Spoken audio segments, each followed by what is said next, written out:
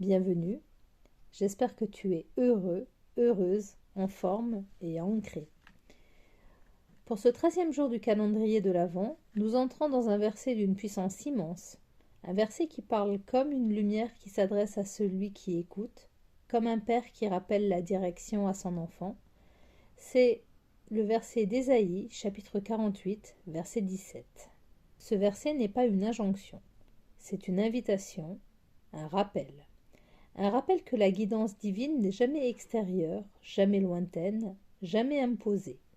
Elle est intérieure, elle est intime, elle accompagne chaque pas, même les pas les plus hésitants. Lorsque l'Éternel dit « Je t'enseigne pour ton bien », cela signifie que chaque expérience, chaque compréhension, chaque prise de conscience qui se présente à nous a un sens. Rien n'est inutile, rien n'est un hasard, et rien n'est perdu.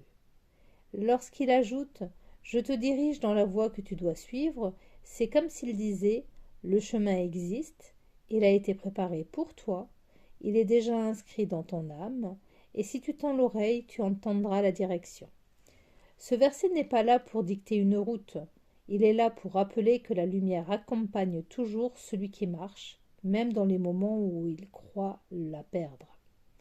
Et aujourd'hui, ce verset est accompagné de ma belle sorcière de l'arcane 10, la roue de fortune. Sur la tranche.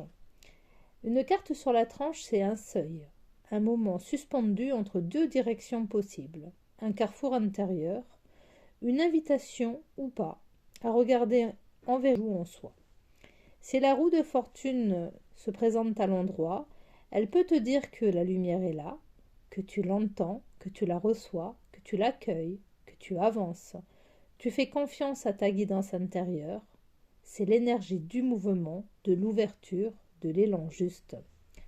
Si la roue se présente à l'envers, elle te dit que le temps n'est pas venu, que quelque chose doit mûrir, que quelque chose doit être compris, que quelque chose a besoin d'être transformé afin d'avancer.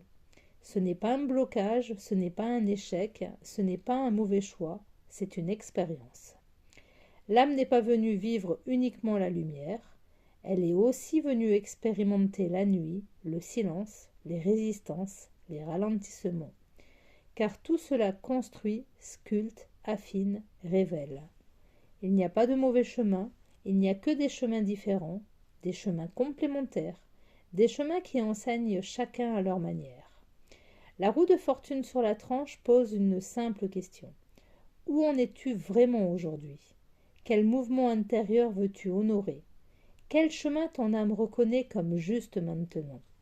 Et le verset d'Ésaïe répond, quelle que soit la direction que tu choisis, je suis avec toi, je t'enseigne, je te guide, je t'accompagne sur ta propre voie, sur ton propre chemin.